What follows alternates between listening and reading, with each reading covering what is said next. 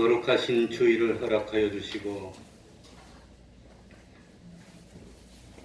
우리를 하나님 앞으로 이끌어 주셔서 하나님께 예배드릴 수 있는 그 은혜 베풀어 주셨으니 진실로 감사드리고 또한 감사드립니다. 우리들의 삶이 하나님께 예배드리는 예배하는 삶이 될 수 있도록 하여 주옵소서. 주님이 피 흘려 이 땅에 이곳에 참 우리 태평동 교회를 세워주시고 주님이 보혈로 깨끗하게 하여 주시고 우리 주님 은혜 베풀어 주셔서 믿음으로 참 구원의 열매를 맺을 수 있는 은혜 베풀어 주셨으니 감사드리고 감사드립니다. 여호와를 피난처로 삼는 저희들이 될 수 있도록 하여 주옵소서. 참으로 천인이 만인이 쓰러질지라도 우리 하나님이 지켜주심으로 주 안에서 구원의 기쁨을 하나님께 찬송할 수 있는 저희들이 되게 하여 주옵소서. 덧없이 지나가는 돌이키지 못하는 나그네 인생길을 사는 저희들 하루하루 지날 때마다 참 하늘나라의 창고에 영원토록 우리들이 누리고 사용할 수 있는 보화를 쌓는 그것을 기쁨으로 삼는 저희들 되게 하여 주시고 참으로 깰 때에 주님의 형상을 이룬 그것을 기쁨으로 삼는 저희들이 될 수 있도록 하나님 아버지 은혜 베풀어 주옵소서. 생명보다 귀중한 참 믿음을 가질 수 있도록 하여 주시고 참 자손들에게 무엇보다도 귀중한 믿음을 유산으로 남겨줄 수 있는 저희들이 되게 하여 주옵소서. 이 시간에 임재하여 주시고 악령이 틈타지 못하게 하여 주시고 진실로 말씀으로 찾아오실 때에 영접하여 구원의 도리를 깨닫는 기쁨 누리게 하여 주시고 참 하나님께 영광 돌리고 만나는 세상의 모든 사람들에게 구원의 기쁜 소식을 증거하고 나타내기에 부족함이 없는 저희들 될 수 있도록 하여 주옵소서. 우리 태평동교회 권속들 믿음의 그루터기 하여 주시고 진실로 세상의 빛과 소금 될 수 있도록 은혜 베풀어 주시옵소서. 주님의 이름으로 모인 곳곳마다 하나님의 은총이 함께하여 주시기를 바라며 예수님 이름으로 기도하옵나이다. 아멘. 다같이 자리에서 일어나셔서 찬송가 86장입니다. 찬송가 86장입니다.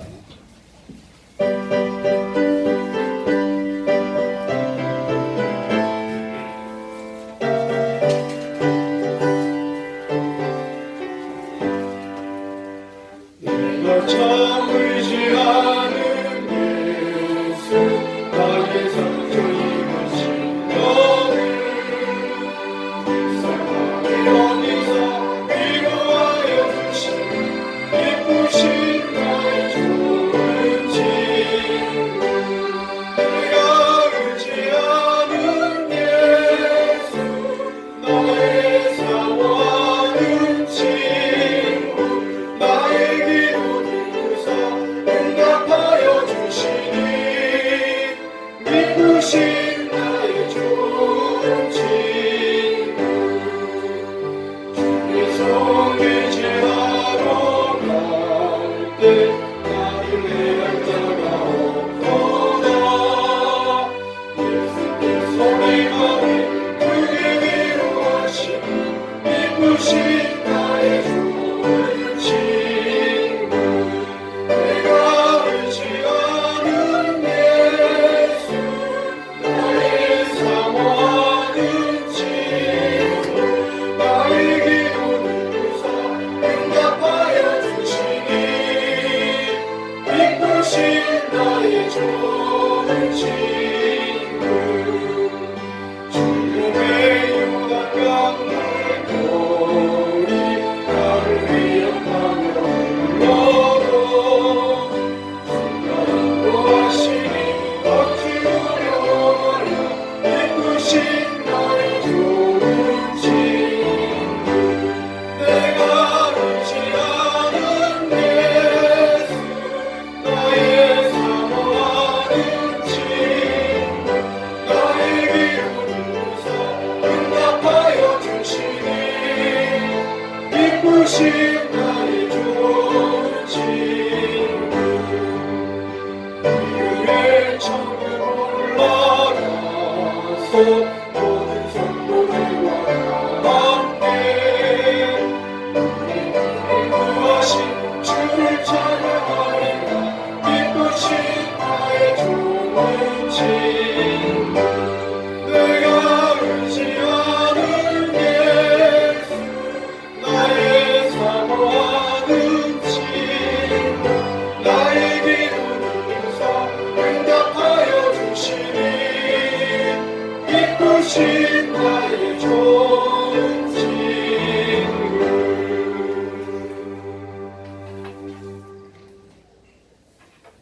성신경으로 신앙 고백하겠습니다. 전능하사 천지를 만드신 하나님 아버지를 내가 믿사오며 그 외아들 우리 주 예수 그리스도를 믿사오니 이는 성령으로 잉태하사 동정녀 마리아에게 나시고 본디오 빌라도에게 고난을 받으사 십자가에 못 박혀 죽으시고 장사한 지 사흘 만에 죽은 자 가운데서 다시 살아나시며 하늘에 오르사 전능하신 하나님 우편에 앉아 계시다가 저리로서 산자와 죽은 자를 심판하러 오시리라.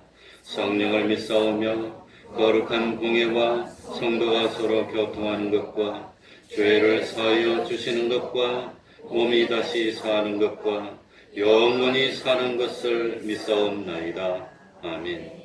자리에 앉으셔서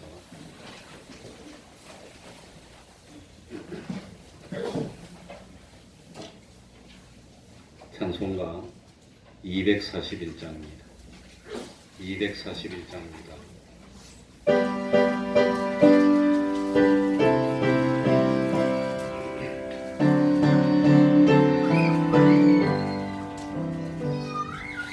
하나님 아버지 주신 책은 귀하고 중하신 말씀이세 기쁘고 반가운 말씀 중에 날 사랑한단 말 참 좋도다.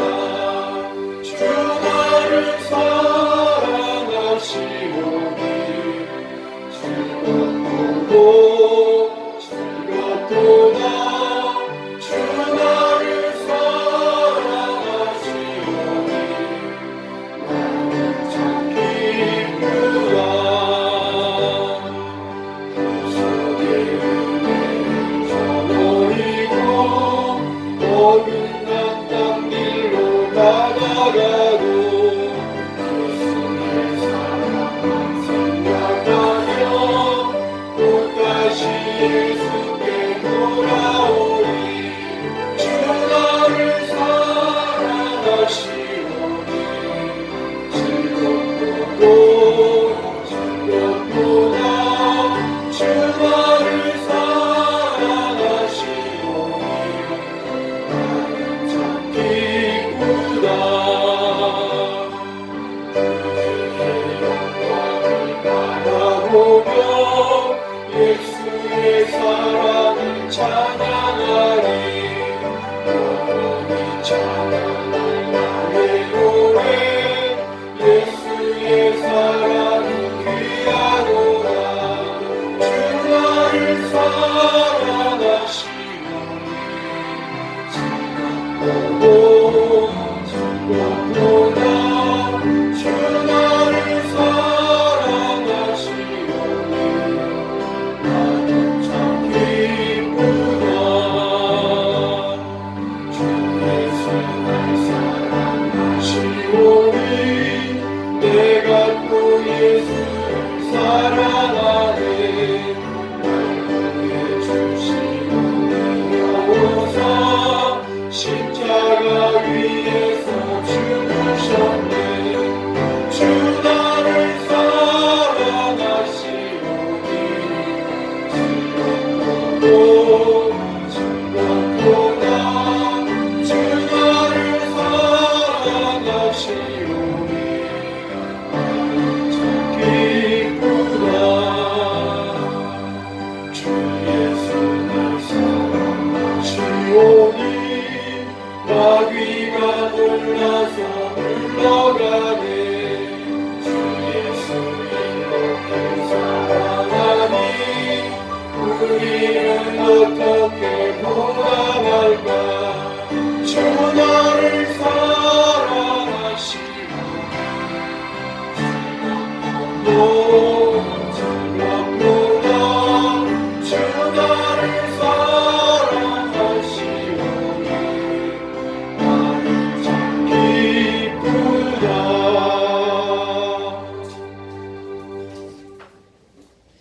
이 시간에는 교동문 6번입니다.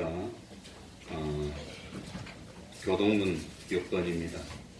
예배 순서 뒤쪽에도 있습니다.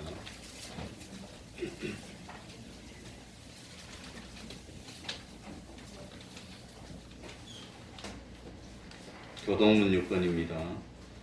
교독하겠습니다.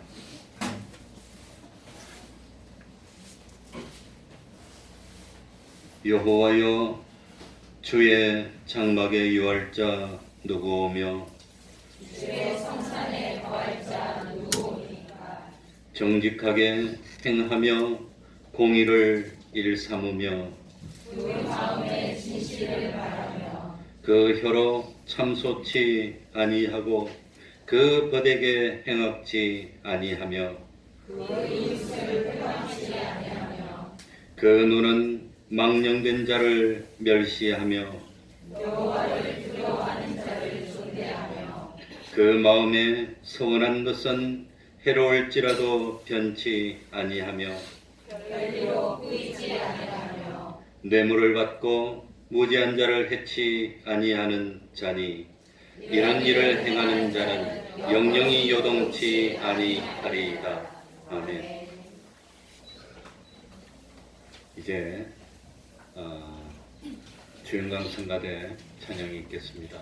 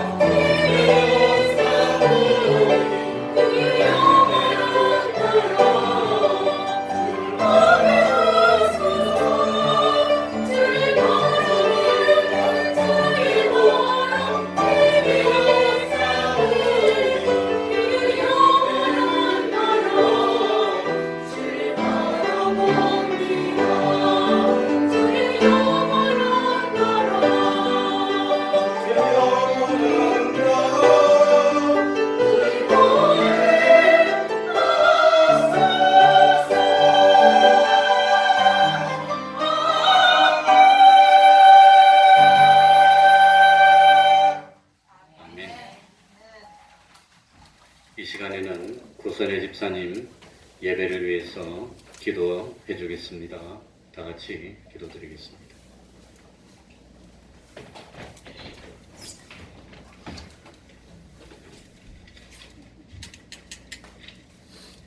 기도하겠습니다. 주일을 맞이하여 하나님 성전에 나와 예배를 드릴 수 있게 해주셔서 감사드립니다. 지금은 전국의 신종 바이러스로 인하여 온 국민이 바이러스와 전쟁을 치르고 있습니다. 다행히도 우리 태평동교회는 아직까지는 아무 탈 없이 걸린 사람이 없습니다. 주님의 보살핌이라 믿습니다. 여태까지 지켜주신 것 같이 앞으로도 바이러스 인자가 빨리 사라질 수 있도록 주님이 지켜주시옵소서. 그래서 모두 편안한 마음으로 활동을 할 수 있게 도와주시옵소서. 코로나 바이러스로 인하여 국가적으로나 개인적으로나 막대한 손해가 일어나고 있습니다. 주님의 놀라운 기적으로 바이러스가 모두 없어질 수 있도록 도와주시옵소서. 2020년도에는 붕이 일어나 태평동 교회가 차고 넘칠 수 있게 1인당 1명씩 전도할 수 있는 기적을 일으켜 주시옵소서. 그래서 주님의 뜻대로 살 수 있게 해 주시옵소서. 아직은 주님을 섬기지 않고 밖에서 도는 사람들이 많이 있습니다. 그들이 하루빨리 주님을 깨닫고 주님의 성전인 태평동 교회로 나와 같이 주님을 섬기는 놀라운 일이 일어날 수 있도록 도와주시옵소서. 그리하여 태평동 교회가 차고 넘칠 수 있는 기적이 일어날 수 있게 해 주시옵소서. 목사님 설교에 힘을 주셔서 말씀 하나하나가 우리의 마음에 들어와 주님의 뜻대로 저희들이 살아갈 수 있게 해 주시옵소서. 지금 경제는 불경기라고 합니다. 하루속히 경제가 살아날 수 있도록 각자의 자리에서 열심히 맡은 바 일에 최선을 다하여 일하다 보면 경제가 풀리리라 믿습니다. 주님께서도 도와주시옵소서. 우리의 귀와 영을 항상 즐겁게 해주시는 주영광 성가대 찬양으로 은혜를 많이 주신 성가대원들께도 감사드립니다. 그들에게 항상 건강 지켜주셔서 주 은혜를 받을 수 있도록 해 주시옵소서. 그리고 각 기관에서 봉사하시는 집사님들에게도 건강 지켜 주시옵소서. 봉사하는 만큼 주님의 복을 더 받을 수 있게 해 주시옵소서. 이 말씀은 주 예수 그리스도 이름 받들어 간절히 기도드리옵나이다. 아멘.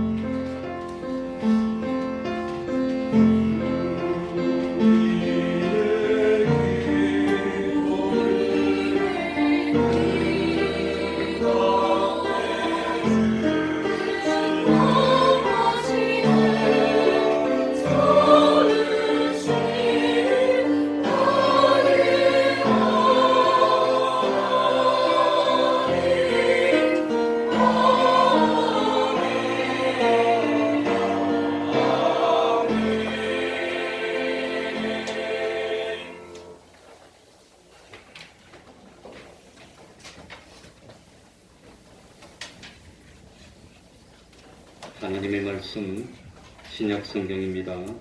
마가복음 3장 31절입니다. 마가복음 3장 31절입니다.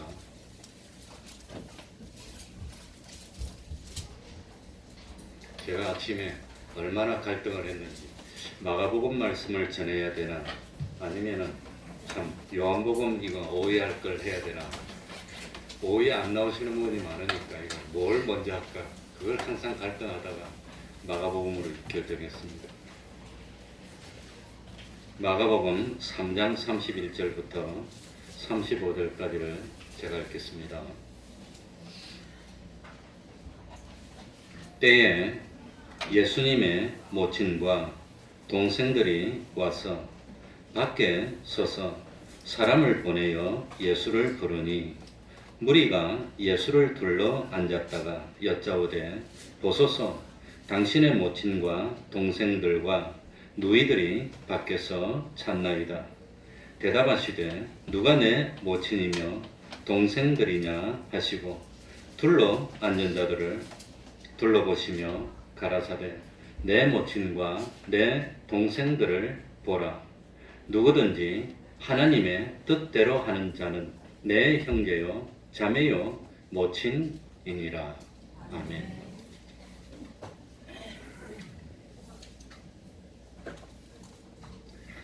성경에 보면 예수님께서 본 동네라고 한 그런 동네가 나옵니다. 그런데 성경을 유심히 읽으셨다면 처음에는 본 동네, 우리 본토, 우리 본 동네를 갈릴리 나사렛을 본 동네라고 했는데 나중에는 갈릴리 해변 마을인 가버나움을 예수님의 본 동네라고 하는 것을 느낄 수가 있었을 것입니다. 이것은 마태복음 4장 13절에 밝혔듯이 원래 예수님이 갈릴리 나사렛에 사시다가 예수님이 이 공생애를 하실 즈음에 갈릴리의 또 다른 마을이었던 가버나움으로 옮기셨기 때문입니다. 그런데 왜 나사렛에서 가버나움으로 옮기셨나 하는 것이 누가복음 4장에 우리들이 이유를 생각할 수 있는 내용이 나옵니다. 공생애를 시작하신 예수님은 원래 예수님이 어릴 때부터 자랐던 나사렛 해당에서 이사야 61장에 있는 말씀을 읽으시면서 가르쳤습니다. 그러면서 그 이사야에 예언되어 있는 선지자가 예수님 자신이심을 밝힙니다. 그러나 나사렛 사람들은 믿지를 않습니다. 어릴 때부터 크는 걸 다 봐왔고 그 아버지 어머니가 여기 다 있고 형제들이 있는데 예수님을 어떻게 참 그 하나님의 아들로 믿을 수가 있겠습니까? 그래 믿지를 않으니까 예수님이 나사렛 사람들을 책망합니다. 그러니까 회당에 있던 사람들이 화를 내면서 예수님을 동네밭으로 쫓아내버립니다. 동네 오지 마라. 그러고는 쫓아낸 걸로 부족해가지고는 낭떠러지로 데려가서 밀쳐서 죽이려고 하는 그런 일을 했습니다. 그때 예수님은 때가 되지 않았기 때문에 기적을 일으켜서 이 사람들 가운데를 통과해서 피해 지나갑니다. 그리고 그 다음에 나사렛을 떠나서 좀 떨어진 해변 마을이었던 가버나움으로 갑니다. 그래서 그때부터 예수님이 공생애를 할 때부터 예수님의 본 동네는 가버나움입니다. 그래 이 이스라엘을 갔다 온 사람들 말 들어보니까 지금 가버나움은 아주 낙후돼 가지고 이 차가 두 대가 비켜가지도 못할 만큼 길도 좁고 그렇답니다. 그게 왜 그리 낙후됐냐 그러니까 이스라엘 사람들이 예수님을 안 믿으니까 예수님의 본토인 가버나움을 일부러 개발을 안 해서 내버려 뒀답니다. 그래서 거기는 아주 그냥 개발이 안 되고 옛날 모습 그대로 단지 이 가버나움에 있는 예수님이 뭐 기적을 행했던 그런 곳만 새로 지어서 돈 버는 것만 하고 있다고 그렇게 들었습니다. 어쨌든지 참 이제 더 이상 나사렛은 예수님의 본 동네가 아니고 가버나움이 본 동네로 불리게 됐습니다. 그런데 마가복음 1장 29절을 보면 이 가버나움에 누구의 집이 있었지요? 특별히 시몬 베드로의 집이 가버나움에 있었습니다. 마가복음 2장을 보면 이 참 시몬 베드로의 집에서 예수님이 말씀을 전하실 때 그 예수님에게 참 가까이 오려고 이 중풍병자를 데려왔는데 너무너무 사람이 많아서 도무지 갈 수가 없으니까 중풍병자를 예수님에게 데려올 때 어떻게 합니까? 지붕을 뜯고 그 당시는 지붕을 뭡니까? 나무가지 같은 걸 얽어가지고 올려놔서 진흙으로 만들었기 때문에 그걸 뜯어내고 중풍병자를 예수님께 내렸던 그런 내용이 나오고 있습니다. 그런 후에 마가복음 3장 20절에 보면 예수님이 또다시 가버나움에서 집으로 들어가셨다고 되어 있습니다. 이때도 역시 시몬 베드로의 집이었을 것으로 추측을 합니다. 또 예수님의 주변에 너무 많은 사람들이 몰려서 예수님은 밥 먹을 틈도 찾지를 못했습니다. 그래 이 소식을 들었던 예수님의 친족들과 가족들은 예수님이 가버나움에 계시다는 사실과 주변에 사람들이 많이 모여서 예수님이 참 밥도 먹지 못하고 어려움을 겪고 있다는 그런 소문을 듣습니다. 그래서 이 예수님은 그런 소문을 들을 때에 나사렛에서도 사람들이 예수님이 자기가 하나님의 아들인 걸 나타내니까 사람들이 죽이려고 했는데 이번에 또 사람들이 죽이려고 하는 것이 아닐까 그래서 걱정이 됐습니다. 그래서 가족들은 예수님이 계신 가버나움의 집으로 예수님을 찾아옵니다. 그래서 가족들이 예수님을 찾아왔고, 가족들이 예수님을 찾아오게 된 이유는 예수님이 미친 것과 같은 행동을 하고 있고, 지금 예수님이 쓸데없이 정신 나간 일을 하고 있다고 판단했기 때문입니다. 그래서 억지로라도 예수님을 이 자기들이 있는 곳으로 모시고 와야 예수님의 안전을 좀 보장할 수 있지 않을까. 그래서 가족들이 예수님을 찾으러 왔습니다. 근데 예수님을 찾으러 왔을 때 예수님은 예루살렘에서 온 서기관들하고 말씀을 나누고 있었습니다. 서기관들은 예수님이 그 사탄의 힘을 빌어서 기적을 행한다고 예수님을 비난하고, 예수님은 나는 사탄이 힘을 빌은 것이 아니라 그 사탄을 쫓아낼 수 있는 더 높고 강한 자라는 것을 나타냅니다. 이런 이야기가 오고 가고 있는 그 뒤에 나오는 내용이 바로 오늘 읽은 내용입니다. 이러고 있는데 마침 그 예수님을 가족들이 찾아왔습니다. 드디어 와가지고 이제는 일이 일어난 것이 오늘 본문입니다. 그러면 우리 31절부터 한번 읽어보겠습니다. 31절입니다. 그래서 예수님과 서기관들이 한창 공방을 벌이고 있는 그때에 드디어 가족이 도착했습니다. 같이 읽습니다.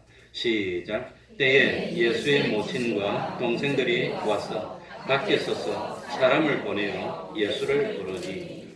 그러니까 예수님 근처는 그냥 사람들이 꽉 차가지고 발 디딜 틈이 없게 됐습니다.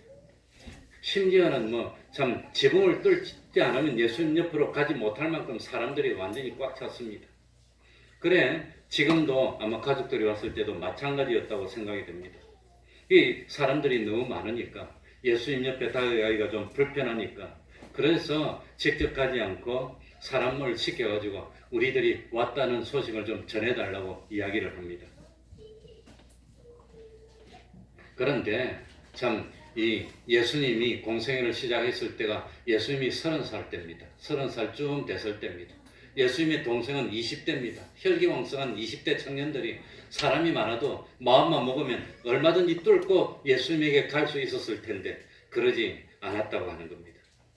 정말 아무리 사람이 많아도 젊은 사람 같으면 그냥 뚫고 해집고 나가서 예수님 옆으로 갈 수가 있었을 텐데 그러지 않았다고 하는 겁니다. 왜 그랬을까요?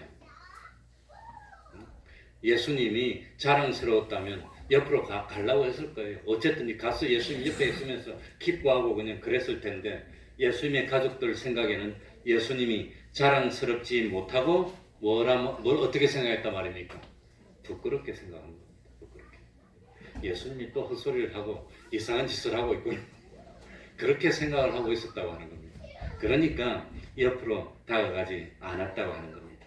그게 마음이 문제입니다. 마음. 예수님의 가족들이 예수님을 바라보는 마음들이 긍정적이지 않았다고 하는 겁니다. 긍정적이지 않았습니다. 그래, 저도 목회를 나와가지고 저는 외정 때부터 할아버지부터 목회를 하셨기 때문에 난 하려고 작정을 했는데, 참 옛날에 목회를 하면 그렇게 고생을 했습니다. 어렵고 먹을 것도 없고 힘들었는데, 그래서 우리 아버지 형제들은 목회를 안 하고 다 도망갔어요. 그래가지고 공무원하고 다른 거 하고 사업하고 다 이렇게 계시는데, 아무튼 목회를 한다 그러면은 좀 고운 시선으로 안 봤던 것 같습니다. 예수님이 지금 하는 일을 예수님의 동생들이 못마땅하게 여겼습니다. 실상은 예수님이 정확하게 무슨 일을 하는지에 대해서 알지 못했을 겁니다. 그래, 요한복음 7장 5절에 보면 아직은 예수님의 동생들이 예수님을 하나님의 아들로 구세주로 믿는 믿음이 없을 때였습니다.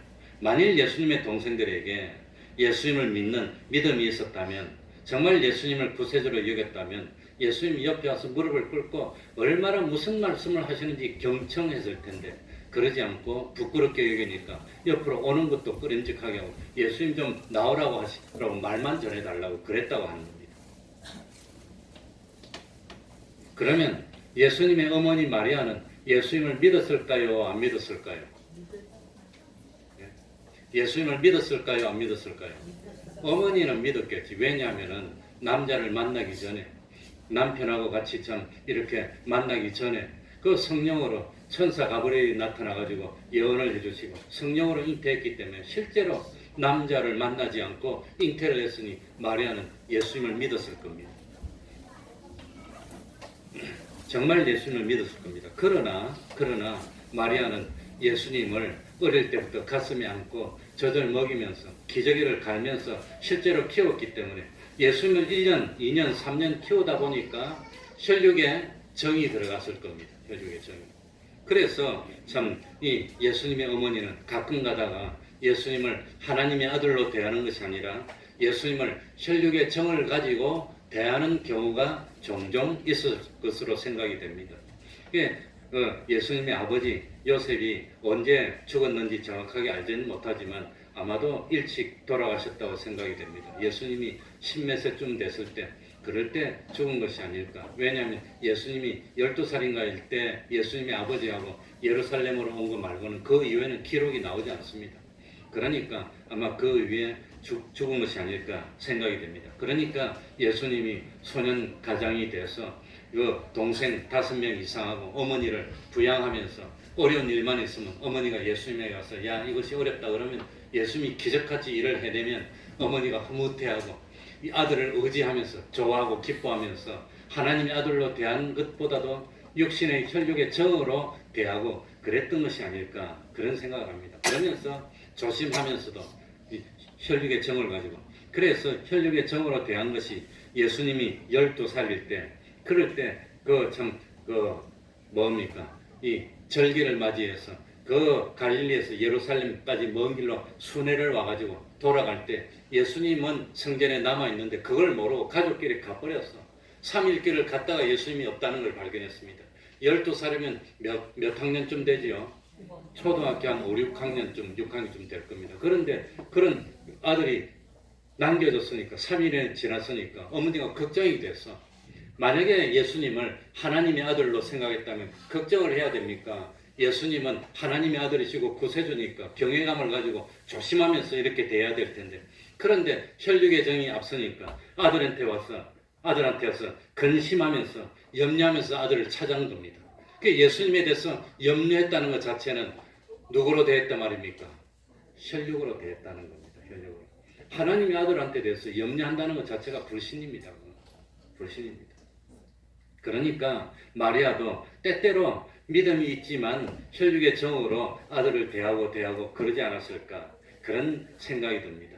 그리고 또 가나의 혼인집에서 포도주가 떨어졌을 때도 걱정을 하면서 아들에게 부탁합니다. 아들에게 부탁하는 것 보면은 혼인잔치에 그 포도주가 떨어졌는데 보통 사람 같으면 아들에게 말한다고 해결이 됩니까?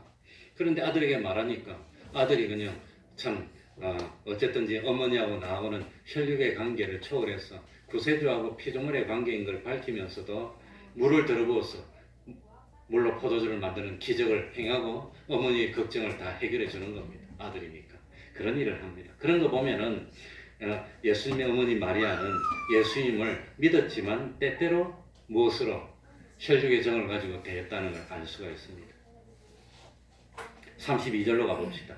드디어 예수님께 소식이 전해집니다. 32절 무리가 같이 읽습니다. 시작. 무리가 예수를 들러 앉았다가 여짜오되 보소서 당신의 모친과 동생들과 누이들이 밖에서 찾나이다. 이제 가족들이 찾아왔습니다.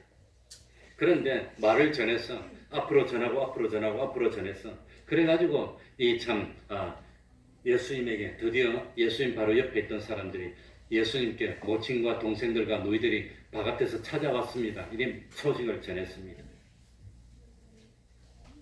보소서 당신의 어머니와 동생들과 누이들이 밖에서 찾나이다. 그런데 여기 보면 어머니도 나오고 동생도 나오고 누이도 나오는데 누구나 안 나오지요? 아버지가 안 나오잖아요. 만약에 아버지가 살아계셨다면 가정에 책임을 지고 아들을 돕기 위해서 아들이 곤경에 빠졌는데 구해야 된다고 생각하고 찾아왔는데 아버지가 앞장섰을 건데 아버지가 안 나오잖아요. 보면은 이때 이미 아버지는 안 나오는 것으로. 그리고 구체적으로 보면 마가복음 6장 3절 오른쪽으로 조금만 돌려서 마가복음 6장 3절에 보면 뭐가 나오죠? 이 사람이 마리아의 아들 누구가 아니냐? 목수가 아니냐, 목수. 그러니까 만약에 아버지가 있다면 누구를 소개할 때 누구 아들 이라고 소개할 텐데 아버지 이름을 안 하고 누구 아들이라는데 어머니 이름을 말해. 이런 걸 보면은 이미 아버지는 돌아가신 지가 오래돼서 마을 사람들에게 아버지는 잊혀지고 그 집 사람 말하면서 마리아의 아들 목수, 마리아의 아들 목수 이렇게 말하는 것 보면 아버지는 돌아가신 지가 벌써 오래되지 않았을까 그렇게 생각을 하고 있습니다. 그런데 마가복음 6장 3절에 보면은 예수님의 그 혈육의 동생들이 쭉 소개돼서 나옵니다. 무려 4명이나 나오고 누이들도 있다고 되어 있습니다. 이 다 마리아와 요셉 사이에 태어난 자녀들이 맞습니까? 맞습니까? 그러니까 참 누가복음 2장 7절에 보면은 그 예수님을 소개할 때 마리아의 맏아들 혹은 마리아의 첫 아들이라고 표현을 합니다. 맏아들. 맏아들이고 첫 아들이면 동생이 있단 말입니까? 없단 말입니까? 동생이 있다는 말입니다. 동생. 그런데 천주교에서는 마리아가 예수님의 어머니인데 하나님의 아들을 낳은 어머니인데 어떻게 다른 사람하고 결혼해서 자녀들을 낳을 수 있나? 불결해. 그래가지고 마리아를 뭡니까? 영원한 동정이라고 주장하는 교리를 천주교에서는 주장하고 있습니다. 지금도 그러고 있습니다. 그러면 다른 동생들은 뭐가 됩니까? 이 다른 동생들은 이 요셉이 마리아와 결혼하기 전에 벌써 전차하고 결혼했었는데 그때 낳은 자식, 그때 낳았으면 예수님의 형이 돼야 됩니까? 동생이 돼야 됩니까? 안 맞잖아요. 형이 돼야 되니까. 그러니까 또 뭐라고 하느냐면 그 사람들은 사실은 동생이 아니라 사촌들이라고 엉터리 주장. 천주교에서는 그런 엉터리 주장을 하고 있습니다. 왜 이렇게 황당한 주장을 할까요? 이 예수님의 어머니이니까 예수님이 신이니까 예수님의 어머니도 신의 반열로 올리려고 하다 보니 그렇게 된 겁니다. 지금은 천주교에서는 예수님의 어머니인 마리아를 신의 반열까지 올리려고 합니다. 그래서 제가 어디더라? 갑자기 생각이 안 나네. 천주교 성지가 있는데 저기 안성에 가면 성지가 있습니다. 거기 갔더니 수녀님이 하고더니 내가 그 마리아 그거 구경하고 있으니까 자기가 같이 기도해 줄 테니까 마리아 앞에서 무릎 꿇고 마리아에게 같이 기도하자고 그래서 내가 미안합니다 그러고 빠졌어요. 뭐라고 말을 못하고 그랬더니 수녀님이 예수님의 어머니 아닙니까? 어머니 아니 예수님의 어머니를 그렇게 강조를 하더라고요. 예수님의 어머니를 예수님 신의 위치까지 높이려고 하니까 억지 주장을 하고 실수를 하게 되는 겁니다. 우리 성경을 한번 찾아봅시다. 누가복음 11장 27절 28절 성경을 조금 오른쪽으로 돌려서 누가복음 11장 27절 28절 누가복음 11장 27절 28절 찾아보겠습니다. 같이 한번 읽어볼까요? 누가복음 11장 27절 28절 이 말씀을 하실 때에 같이 읽겠습니다. 시작. 이 말씀을 하실 때에 무리 중에서 한 여자가 음성을 높여 가로되 당신을 뵌 태와 당신을 먹인 젖이 복이 있도소이다 하니 예수께서 가라사대 오히려 하나님의 말씀을 듣고 지키는 자가 복이 있느니라 하시니라. 당신을 뵌 태와 당신을 먹인 젖이 복이 있다고 무리 중에서 한 여자가 소리를 지릅니다. 이거는 무슨 생각에서 이런 말이 나왔죠? 혈통 중심의 생각에서 나왔다고 하는 겁니다. 당신을 뵌 태와 먹인 젖이 복이 있다는 것은 예수님의 어머니이니까 복이 있다는 뜻입니다. 예수님은 능력도 행하고 오병이의 기적도 행하고 물리를 밟기도 하고 중풍병자도 고치고 죽은 사람도 살리고 어마어마한 능력을 행하는데 그런 능력을 행하는 예수님의 어머니니까 얼마나 복이 있습니까? 다분히 무슨 사상이죠? 혈통 중심의 사상, 가족 중심의 사상입니다. 어머니니까. 예수님을 키운 어머니니까. 그러니 어머니니까 예수님이 특별히 어머니니까 잘해줄 거고 어머니니까 참 기적을 베풀어 줄 것이고 어머니니까 참 뭐 잘해줄 거니까 그러니까 복이 있다고 하는 사상은 인간 수준의 사상입니다. 혈통 위주의 사상입니다. 그래서 예수님을 이 뵌 태와 예수님을 먹인 젖이라서 어머니라서 복이 있는 것이 아니라 무엇 때문에 복이 있다고 그랬지요? 하나님의 말씀을 뭐하고 듣고 뭐하는 자가 지키는 자가 복이 있다는 거예요. 한번 다시 볼까요? 정말로 어떤 사람이 복이 있죠? 하나님의 말씀을 무엇하고 듣고 그 다음에 뭐하는? 지키는. 그게 복이 있는 겁니다. 예수님의 어머니라서 복이 있고 예수님의 동생이라서 복이 있고 하는 것은 어리석은 인간의 생각입니다. 가족이니까 잘못해도 봐주고 가족이니까 특별 대우를 해주고 그런 생각을 하지 말라는 뜻입니다. 예수님의 참 가족이라 할지라도 믿지 않으면 뭐가 없습니다? 구원이 없습니다. 예수님의 가족이라 할지라도 우리와 똑같은 죄인일 뿐입니다. 이게 성경이 가르치는 겁니다. 그러니까 마리아가 무엇 때문에 복이 있지요? 예수님의 어머니라서 복이 있는 것이 아니라 예수님을 잉태해서 나오면 잘못하면 참 이 약혼한 남자가 있는데 다른 데서 잉태하면 뭐 어떻게 됩니까? 부정한 여자가 돼서 돌로 맞아 죽을 수도 있지만 하나님을 믿고 생명을 맡기고 순종했고 하나님의 말씀을 듣고 뭐 했습니까? 순종했으니까 마리아가 복이 있는 것이지 예수님의 어머니니까 복이 있는 것이 아니라고 하는 겁니다. 그걸 깨달으라고 하는 겁니다. 이 사상이 오늘 읽은 내용에 내도록 나온다고 하는 겁니다. 예수님의 동생들이니까 복이 있습니까? 아닙니다. 예수님의 동생이라도 믿지 않으면 지옥입니다. 예수님의 동생이라도 죄인일 뿐입니다. 그래서 성경에 보면은 마리아를 예수님의 어머니라고 해서 높인 적이 한 번도 없습니다. 마리아를 특별히 높인 적이 없습니다. 천주교처럼 높이지 않습니다.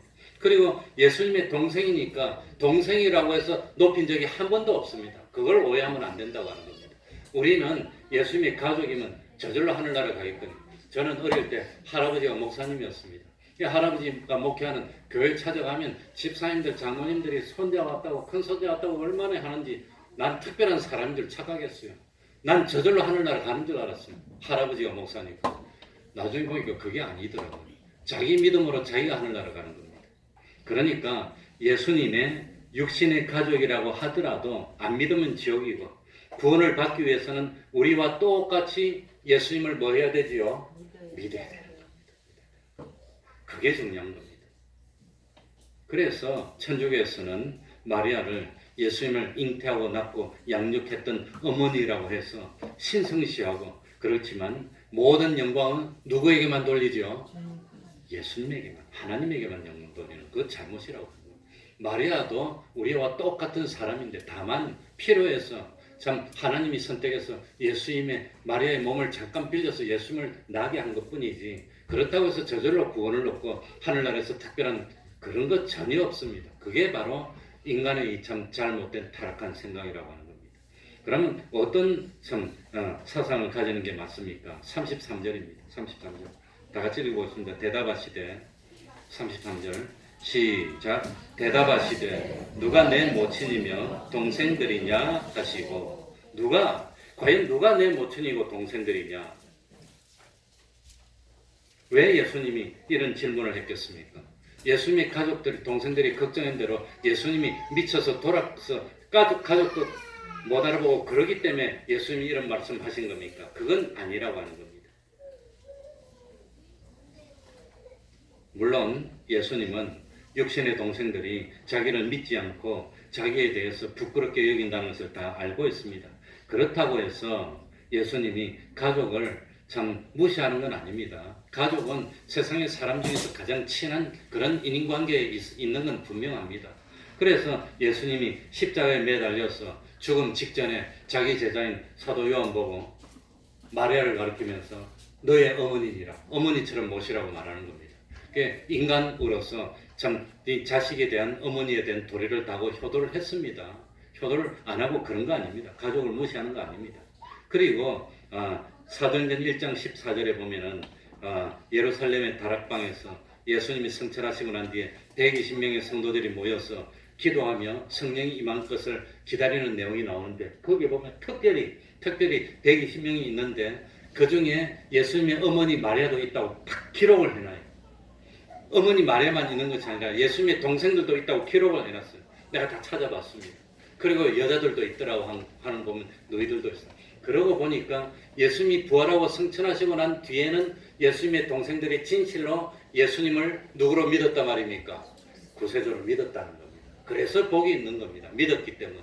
달리 말하면 하나님의 말씀을 듣고 순종했기 때문에 복이 있는 것이지 가족이니까 복이 있고 형이니까 복이 있고 그런 거 없습니다. 예수님의 육신의 동생들이니까 하늘나라 그냥 여주고 그런 거 없다고 하는 겁니다. 그걸 오해하면 안 됩니다. 그래서 참 예수님의 동생들이 처음에는 안 믿었는데, 그런데 참 예수님이 죽었습니다. 이 죽은 걸 가족들이 와서 확인했을 겁니다. 장사 지낼 때 아마도 옆에서 아마 지켜봤는지도 모릅니다. 정말로 죽었다고 생각했는데, 이제 끝났다고 생각했는데